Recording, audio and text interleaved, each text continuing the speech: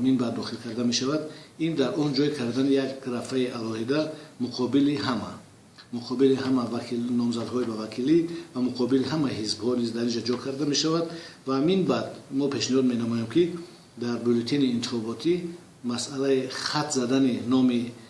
вакил ё ин ки хат задани ҳизб аз байн бардошта мешавад ва дар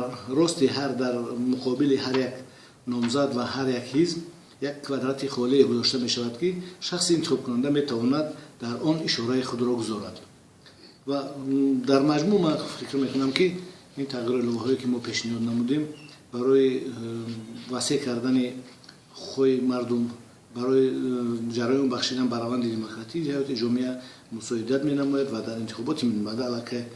метавонанд мардум аз ин истифода намоянд.